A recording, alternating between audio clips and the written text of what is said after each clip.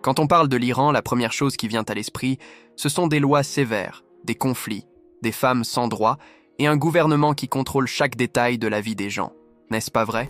Mais ce que presque personne ne sait, c'est que derrière cette image existe un pays plein de contradictions, des secrets cachés et une réalité qui n'apparaît pas aux informations. Ici, alors que la loi exige que toutes les femmes portent le voile obligatoirement, des milliers d'entre elles marchent dans les rues des grandes villes avec les cheveux totalement découverts, parfois même colorés, défiant la loi tous les jours. Et si vous pensez que le pays n'est que désert, vous vous trompez lourdement.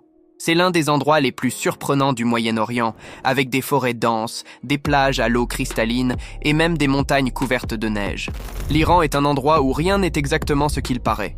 Une terre où tradition et rébellion s'entrechoquent à tout moment, où la peur côtoie le courage et où la loi dit une chose, mais le peuple en vit une autre complètement différente. Et dans la vidéo d'aujourd'hui, vous allez connaître un côté de l'Iran que les médias ne veulent pas que vous sachiez.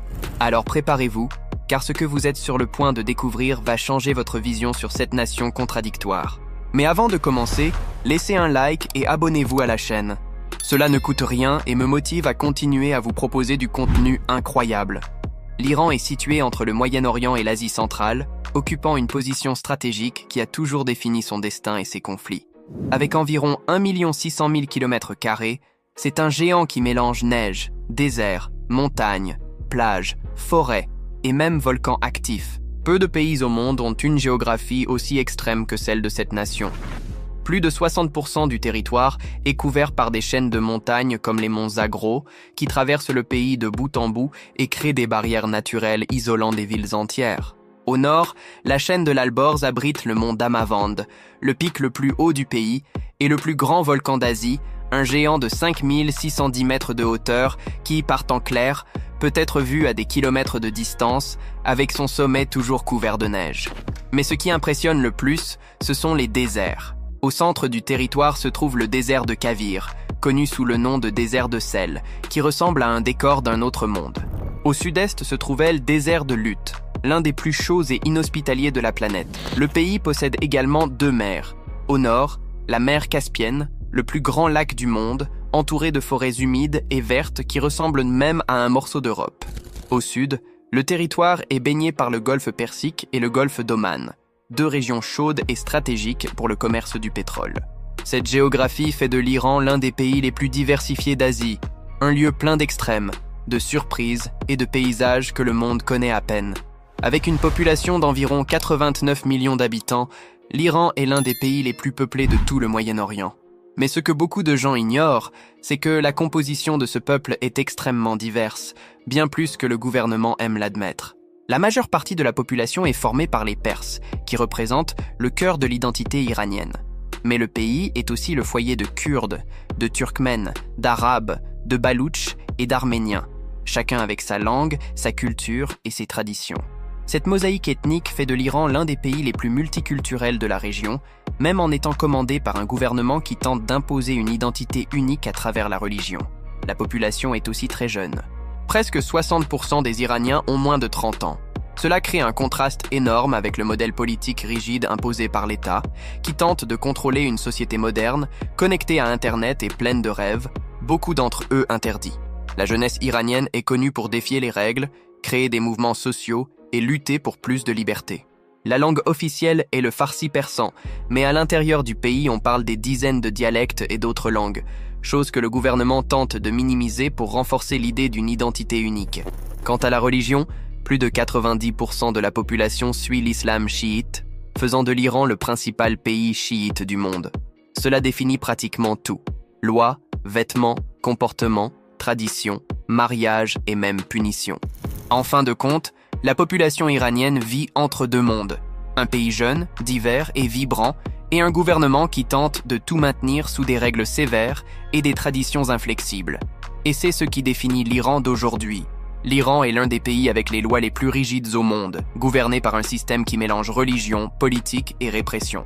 Ici, la vie des gens est contrôlée dans les moindres détails, de la façon de s'habiller jusqu'à ce qu'ils peuvent publier sur Internet. Tout commence par le hijab, le voile obligatoire pour toutes les femmes, y compris les touristes.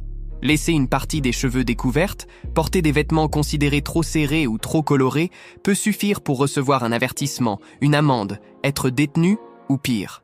Mais après les manifestations de 2022, des millions de femmes ont retiré le voile, beaucoup ont teint leurs cheveux et ont commencé à porter des vêtements plus ajustés, défiant la loi et le gouvernement.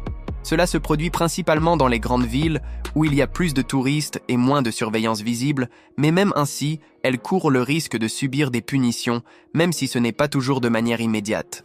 Démontrer de l'affection en public est aussi interdit. Un baiser, une étreinte plus affectueuse, ou même marcher main dans la main peut être interprété comme un acte indécent.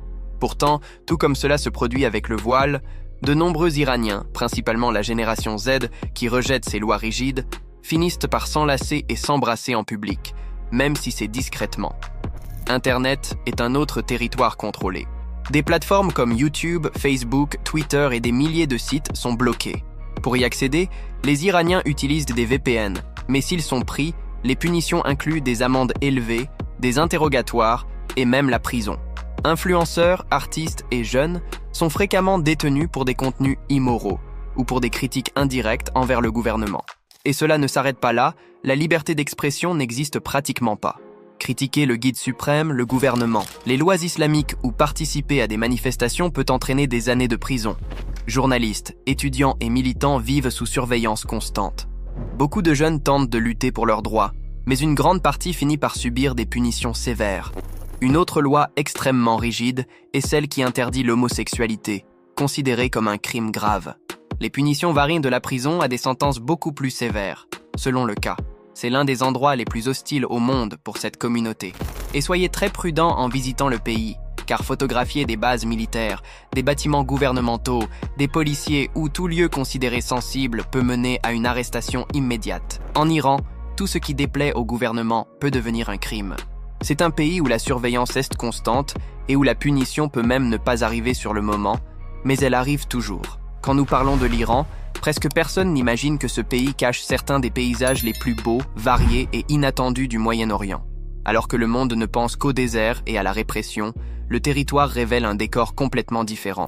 L'un des décors les plus impressionnants est le lac d'Urmia, au nord-ouest du pays, un paysage qui semble sorti d'un univers parallèle. Il a déjà été considéré comme le plus grand lac du Moyen-Orient et l'un des plus grands lacs salés du monde, mais il a perdu une grande partie de son eau au cours des dernières décennies. Sa couleur change du bleu vers des tons rosés à cause d'algues et de micro-organismes qui vivent dans des conditions extrêmes de salinité. Le sol autour ressemble à de la neige, mais c'est du sel pur, créant un visuel qui rappelle les lacs colorés de la Bolivie, du Sénégal et de l'Australie. Au sud, sur la côte du golfe Persique, l'Iran garde des plages chaudes, des eaux calmes et une atmosphère totalement différente du reste du pays. L'île de Kish, par exemple, est l'une des destinations les plus visitées par les Iraniens. Là-bas, des plages à l'eau bleue turquoise contrastent avec des hôtels modernes et des récifs coralliens parfaits pour la plongée. C'est quelque chose que peu de gens imaginent exister dans un pays si fermé. Une autre île qui semble venir d'une autre planète est Keshm, célèbre pour ses formations géologiques uniques, ses canyons étroits, ses grottes de sel et ses plages isolées avec des falaises très hautes. Le point fort est la vallée des étoiles, où le vent a sculpté des roches en forme si étrange que la population croit que des météores sont tombés là il y a des milliers d'années. Et cela ne s'arrête pas là, l'Iran possède aussi l'île d'Ormuz, connue comme l'île arc-en-ciel. Ces montagnes et plages possèdent des couleurs naturelles, rouge, jaune, vert et violet, formées par des minéraux rares présents dans le sol. La plage rouge en particulier est l'un des paysages les plus surréalistes du Moyen-Orient, avec une eau teinte en tons écarlates quand les vagues se brisent loin des îles. Le pays surprend aussi avec ses cascades. Au sud-ouest se trouve la cascade de Margoun, avec environ 70 mètres de hauteur. Un spectacle naturel impressionnant qui tombe le long d'une paroi rocheuse comme un rideau d'eau vivante. Mais parler du Moyen-Orient sans parler de désert est impossible. Le plus impressionnant du pays est le désert de Lut, l'un des endroits les plus chauds et inhospitaliers de toute la Terre. La NASA y a déjà enregistré des températures supérieures à 70 degrés Celsius à la surface, une chaleur suffisante pour tuer n'importe quelle personne en quelques minutes. Les formations rocheuses appelées caloutes transforment le paysage en un véritable labyrinthe de pierres, comme si le désert avait été sculpté à la main. Rien ne vit là, rien ne pousse là. C'est l'un des déserts les plus extrêmes de la planète. À côté de lui se trouve le désert de Kavir, connu sous le nom de désert de sel. Ces plaines blanches et craquelées, combinées avec des zones de sable mouvant et des lacs secs, créent un paysage si étrange qu'il semble même faux. Cette région est si traîtresse que même les véhicules militaires évitent de s'y aventurer. C'est un endroit où la nature impose ses propres règles et très peu parviennent à la défier. Mais si vous pensez que le pays n'est que désert ou littoral, vous vous trompez. Au nord, le paysage change de manière si radicale qu'il ressemble à un autre pays. La région est complètement verte, humide et froide, avec des forêts denses qui rappellent l'Europe ou l'Asie du Sud-Est. Les forêts hyrcaniennes, patrimoine de l'UNESCO, sont si anciennes qu'elles existaient avant l'ère glaciaire. Arbres géants, brumes basses, rivières glacées et un climat que personne n'imagine exister au Moyen-Orient. Montagnes vertes, plantations de thé, vallées profondes et collines couvertes de brouillard à l'aube. C'est le côté secret de l'Iran. Vert, frais et complètement différent de l'image de désert que le monde a l'habitude d'imaginer. L'Iran, c'est cela. Un territoire qui défie tout ce que vous pensez sur le Moyen-Orient. Un pays où il est possible de traverser, le même jour, du désert le plus chaud de la Terre vers des forêts vertes, des montagnes enneigées et des îles colorées. Si vous aimez la vidéo, laissez un like et abonnez-vous à la chaîne pour plus de contenu comme celui-ci. Tout comme dans une bonne partie du monde islamique, la polygamie est permise en Iran, mais peu de personnes savent comment elle fonctionne réellement au sein d'un régime religieux et extrêmement rigide comme le régime iranien.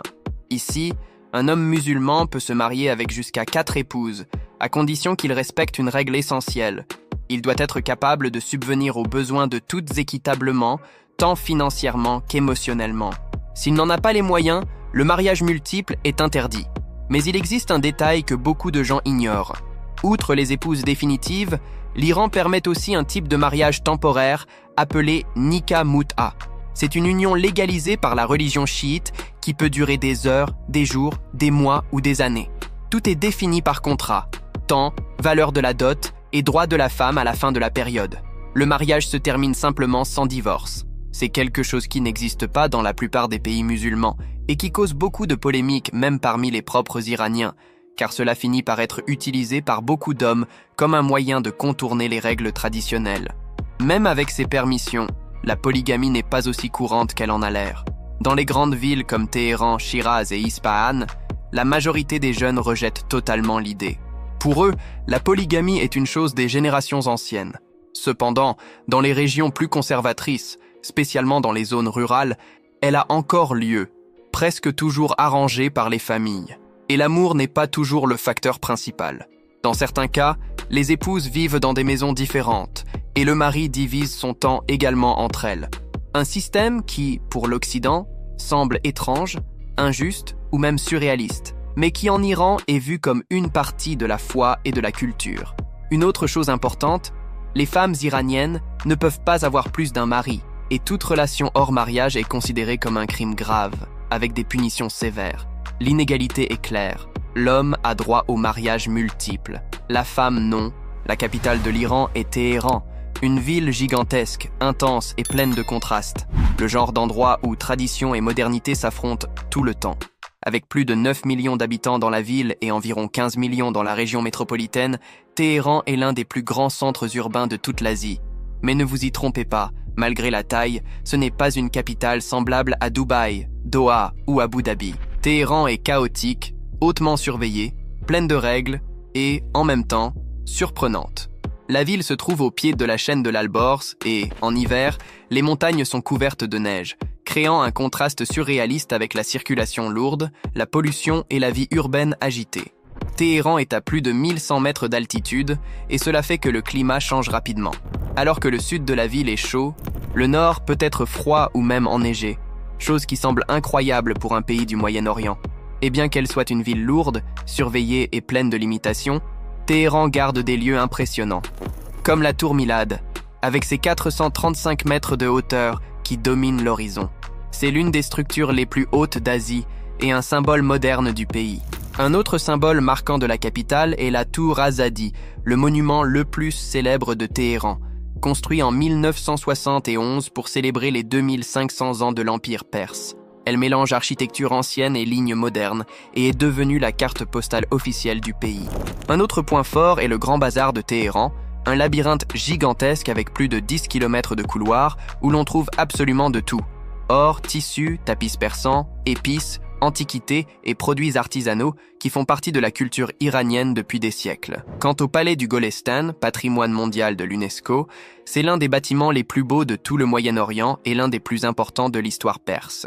Téhéran n'est pas une capitale pour les touristes qui cherchent le luxe, mais c'est une ville vibrante, culturellement profonde et en même temps l'une des plus surveillées au monde. L'histoire de l'Iran est l'une des plus anciennes, riches et puissantes de la planète. Peu de pays portent autant de poids historique que cette terre qui a déjà gouverné des empires entiers, renversé des rois, affronté des invasions et changé complètement le destin du Moyen-Orient. Tout a commencé avec l'Empire perse, fondé par Cyrus le Grand, au VIe siècle avant Jésus-Christ. Cet empire est devenu l'un des plus grands de l'histoire, dominant des territoires qui allèrent de la Grèce à l'Égypte, de la Turquie à l'Inde.